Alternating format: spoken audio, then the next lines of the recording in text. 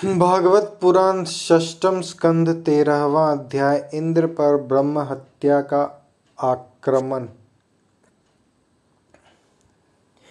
श्री सुखदेव जी कहते हैं, महादानी परीक्षित, वृत्तासुर की मृत्यु से इंद्र के अतिरिक्त तीनों लोक और लोकपाल तत्क्षण परम प्रसन्न हो गए। उनका भय, उनकी चिंता जाती रही।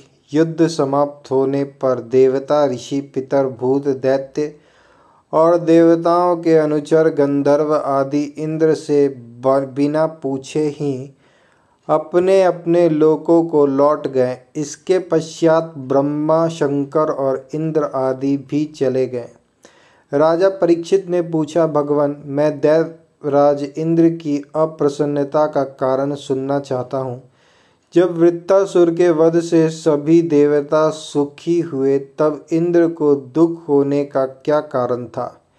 श्री सुखदेव जी ने कहा, परीक्षित, जब वृत्तासुर के पराक्रम से सभी देवता और ऋषि महर्षि अत्यंत भयभीत हो गए, तब उन लोगों ने उसके वध के लिए इंद्र से प्रार्थना की, परंतु वे ब्रह्म हत्या के भय से उसे मारना नहीं चाहते थे। देवराज इंद्र ने उन लोगों से कहा, देवताओं और ऋषियों, मुझे विश्व रूप के वध से जो ब्रह्म हत्या लगी थी, उसे तो स्त्री, पृथ्वी, जल और वृक्षों ने कृपा करके बांट लिया।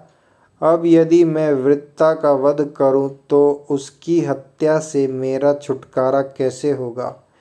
श्री सुखदेव जी कहते हैं, देवराज इंद्र की बात सुनकर ऋषियों ने उनसे कहा, देवराज, तुम्हारा कल्याण हो, तुम तनिक भी भय मत करो, क्योंकि हम अश्वमेघ यज्ञ कराकर तुम्हें सारे पापों से मुक्त कर देंगे। अश्वमेघ यज्ञ के द्वारा सबके अंतर्यामी सर्वशक्तिमान परमात्मा नारायण देव की आराधना करके तुम संपूर्ण जगत का वध करने के पाप से भी मुक्त हो सकोगे। फिर वृत्तासुर के वध की तो बात ही क्या है।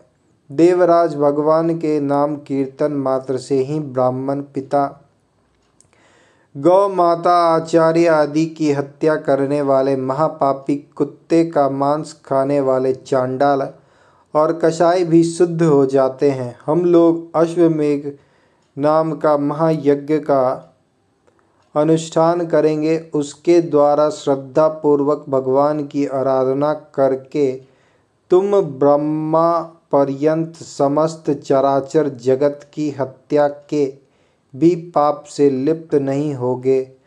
फिर इस दुष्ट को दंड देने के पाप से छूटने की तो बात ही क्या है। श्री सुखदेव जी कहते हैं, परीक्षित, इस प्रकार ब्राह्मणों से प्रेरणा प्राप्त करके देवराज इंद्र ने वृत्तासुर का वध किया था।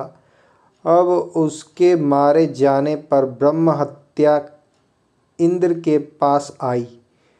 उसके कारण इंद्र को बड़ा क्लेश, बड़ी जलन सहनी पड़ी। उन्हें एक क्षण के लिए भी चैन नहीं पड़ता था।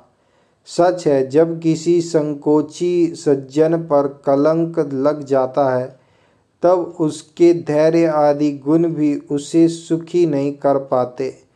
देवराज इंद्र ने देखा कि ब्रह्म हत्या साक्षात चांडाली के समान उनके पीछे पीछे दौड़ी आ रही है। बुढ़ापे के कारण उसके सारे अंग कांप रहे हैं और क्षय रोग उसे सता रहा है। उसके सारे वस्त्र खून से लथपथ हो रहे हैं। वह अपने सफ़ेद सफ़ेद बालों को बिखरे ठहर जा इस प्रकार चिल्लाती आ रही है। उसके श्वास के साथ मछली की सी दुर्गंध आ रही है, जिसके कारण मार्ग भी दूषित होता जा रहा है। राजन, देवराज इंद्र उसके भय से दिशाओं और आकाश में भागते फिरे।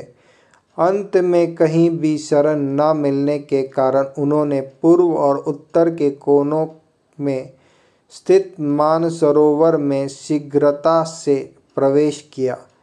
देवराज इंद्र मानसरोवर के कमल नाल के तंतुओं में 1000 वर्षों तक छिपकर निवास करते रहे और सोचते रहे कि ब्रह्म हत्या से मेरा छुटकारा कैसे होगा।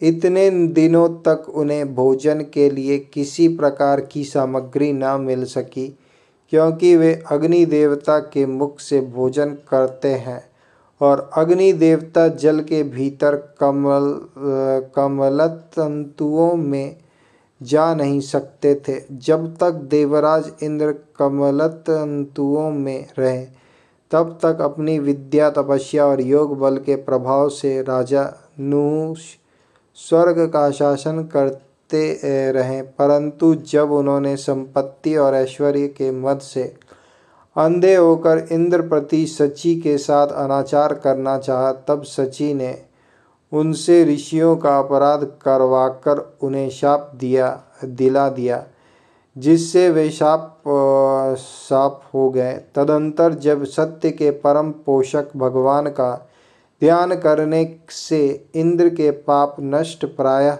हो गए, तब ब्राह्मणों के बुलवाने पर वे पुनः स्वर्गलोक में गए। कमल वन विहारिणी विष्णु पत्नी लक्ष्मी जी इंद्र की रक्षा कर रही थी और पूर्वोक्त दिशा के अधिपति रुद्र ने पाप को पहले ही निस्तेज कर दिया था, जिससे वह इंद्र पर आक्रमण नहीं कर सका।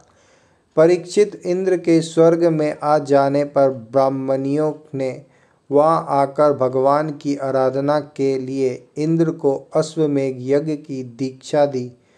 उनसे अश्वमेघ यज्ञ कराया। जब वेदवादी ऋषियों ने उनसे अश्वमेघ यज्ञ कराया तथा देवराज इंद्र ने उस यज्ञ के द्वारा सर्वदेव स्वरूप पुरुषोत्तम भगवान की आराधना की, तब भगवान की आराधना के प्रभाव से वृत्तासुर के वध की वह बहुत बड़ी पाप राशि इस प्रकार भस्म हो गई, जैसे सूर्योदय से कुहरे का नाश हो जाता है। जब मरीचि आदि मुनीश्वरों ने उनसे विधि पूर्वक अश्वमेघ यज्ञ कराया, तब उसके द्वारा सनातन पुरुष यज्ञपति भगवान की आराधना करके इंद्र सब पापों से छूट गए और पूर्ववत फिर पूजनीय हो गए। परीक्षित, इस श्रेष्ठ आख्यानों में इंद्र की विजय, उनकी पापों से मुक्ति और भगवान के प्यारे भक्त वृत्तासुर का वर्णन हुआ है।